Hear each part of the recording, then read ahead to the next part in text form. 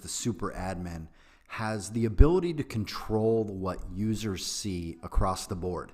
That includes other administrators, investigators, and clients.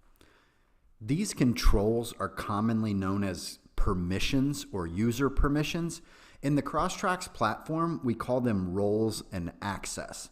The role would be the type of user, the super admin, the admin, a client user, or an investigative user.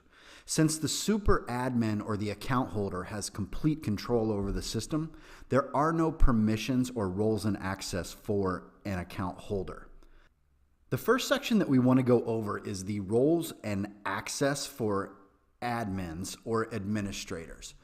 To get to that, you go to Settings on the left navigation bar, and up in the upper right, you have roles and access down here at the bottom of that section. This is going to take you to the roles and access screen. As I mentioned, you have admin roles, investigator roles, and client roles. In this video, we're going to focus on this admin role section. Within the platform, as you get started, you'll see that there are already a few items that are placed in there for you. You can customize those, or you can create your own roles by clicking on this plus sign and add admin role.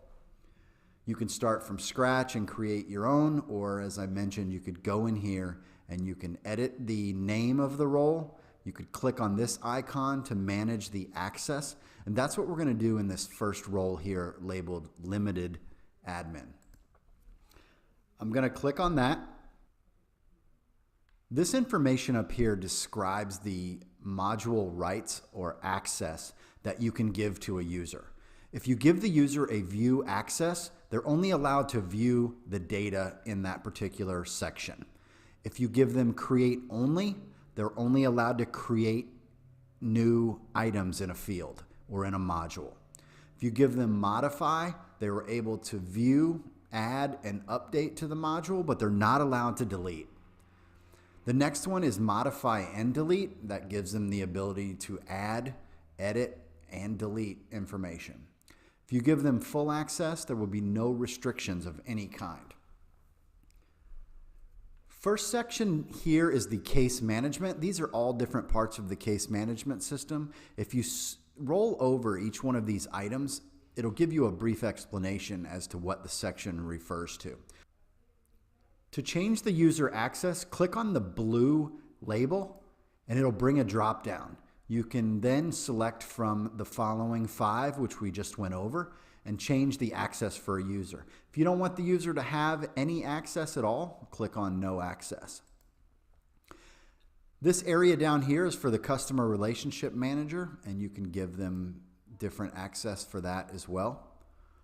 Over here, you have the various parts of the system.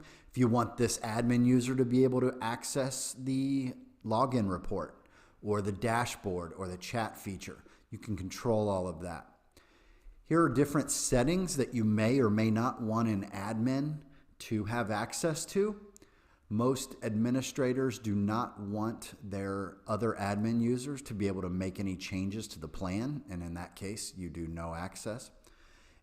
For this user here, we do not give them any settings access to be able to upload company licenses or manage other administrators or make any changes to clients. This is just a preference that we made in this demo account.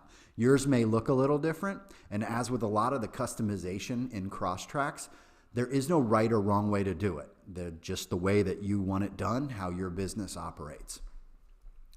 One of the things I want to point out is when you make changes to roles and access, it may take up to 15 minutes for those changes to go into effect.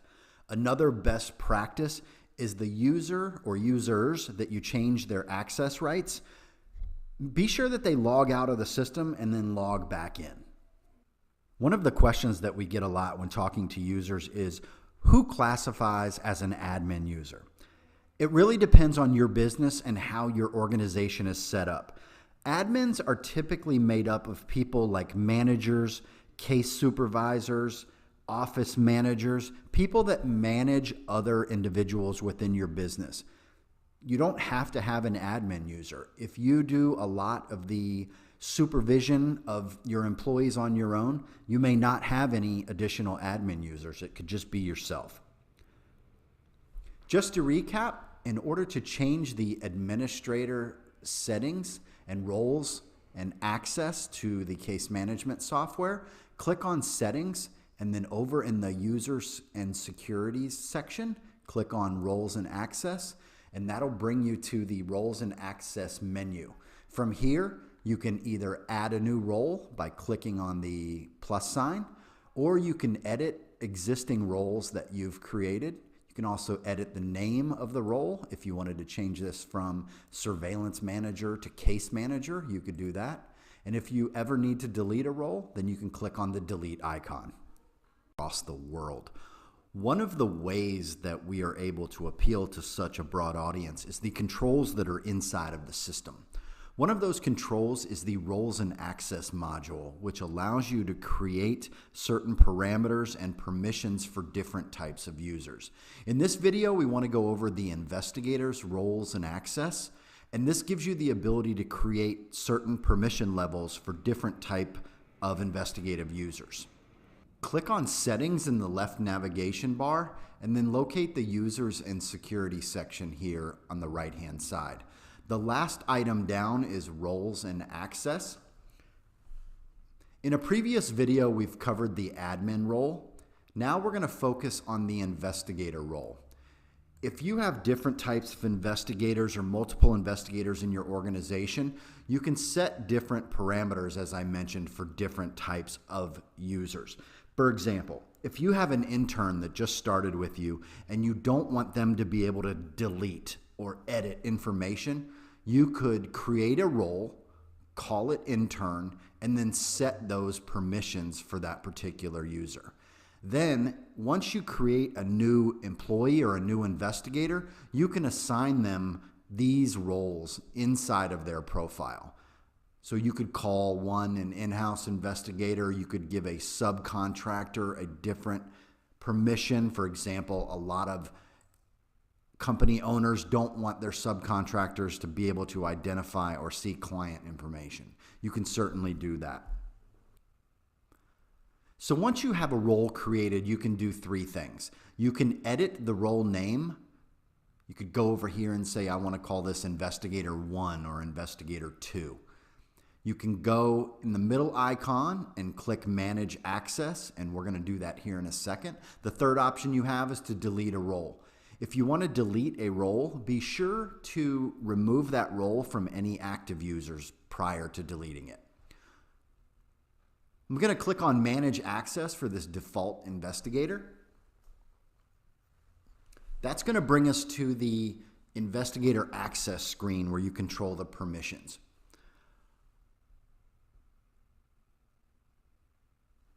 The first thing we want to look at is the module rights. So this section provides you an explanation of what the access levels are. We're going to go back to those here in a second. So here in the permissions, you have case management. You have three columns. The module, that advises you which section of the system these permissions refer to. For example, this one refers to email capability. This one goes into case notes. This one sets permissions on what investigators are allowed to do with video files, report entries, and time tracker. The middle section here is the access of, and we're going to go over some of those items and explain that as well. The third column here is the access, and that's what these rights above here refer to. We have a solutions article in our knowledge base that covers this. I'm going to switch over to that real quick so we can get a visual of what we're talking about here. So in the access of, what does that refer to? That's these items here in this middle column. So what is access of?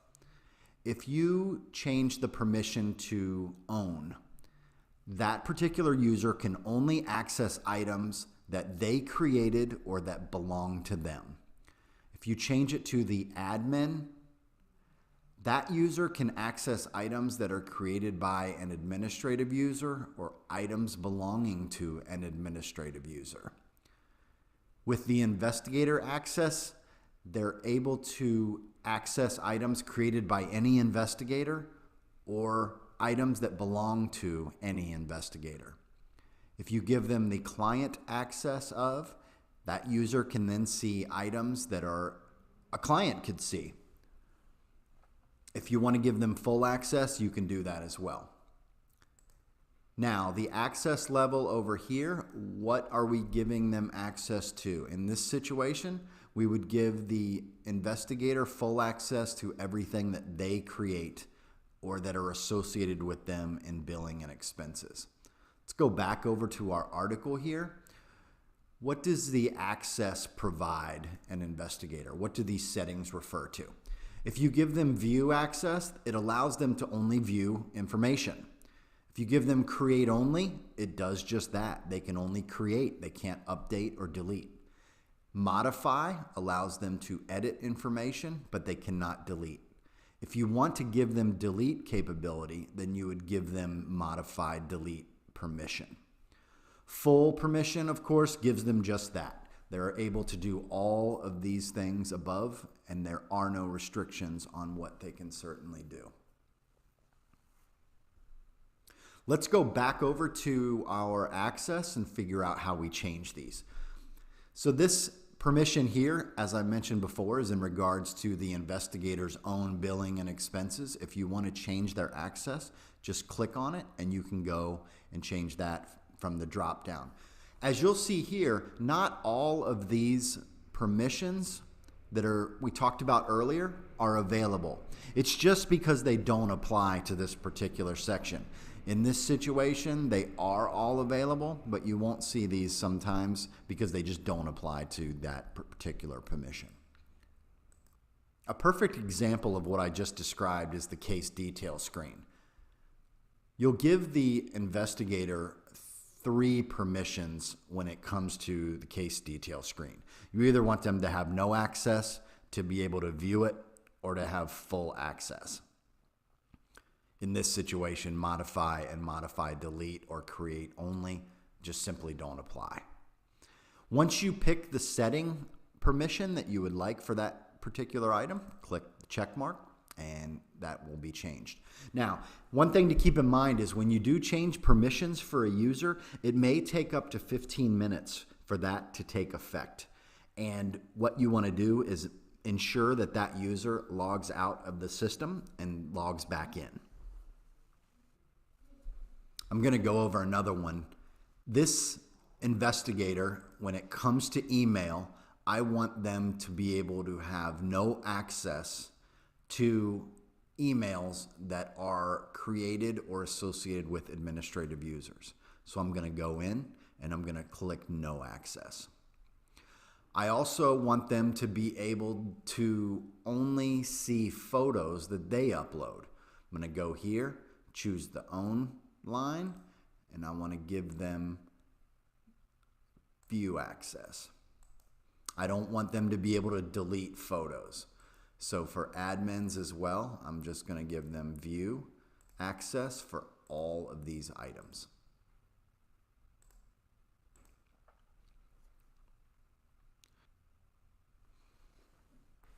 I'll go over one more here in regards to case notes. If you want an investigator to not be able to see notes that are entered by a client, you can click on the client case note and provide no access to that investigator.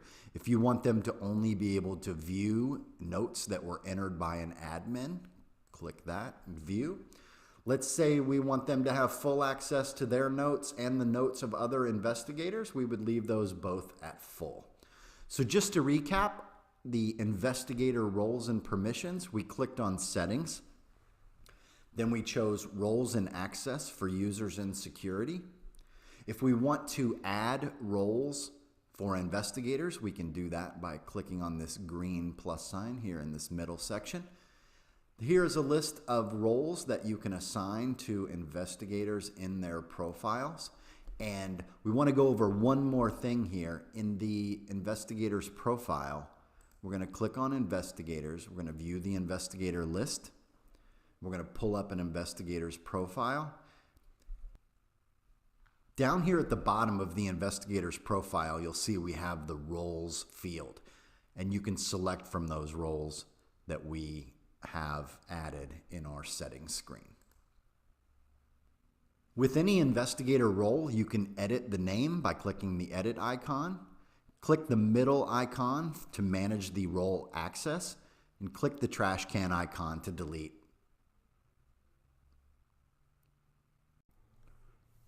One of the unique features of Crosstracks is the ability to customize the access of your clients. Now, client access is not absolutely necessary, but you'll still have to set the client up into the system. Whether or not you want to notify them that the system exists, that's up to you and is determined by how your business operates, what type of clients you deal with, and so on. In order to customize your client access, we're going to click on Settings, and then in the Users and Security section, we're going to click on Roles and Access. This is the same area where you go to customize your admin roles and your investigator roles. There's also videos on those sections as well. We're going to focus on the client role for this particular video.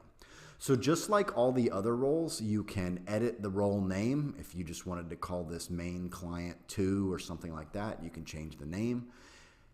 The middle icon here is where you manage the role access, and the one on the far right, the trash can, of course, is the delete. Let's manage the access for this client role, the default client, which when you first enter a client into Crosstracks, this is the role that the client is automatically assigned. Up here in the top, you'll see the explanations as to what these access items refer to: no access, full access, modify. Modify is also commonly referred to as edit. So here on the left-hand side, you have the module or the section of the Crosstracks case management system that these access items refer to. So for the budget, do you want the client to see the budget, have no access? So for the case budget, you have two options. Do you want the client to have no access to that budget, or do you want the client to be able to view the budget? To change those items, you just select from the drop-down and click the checkbox.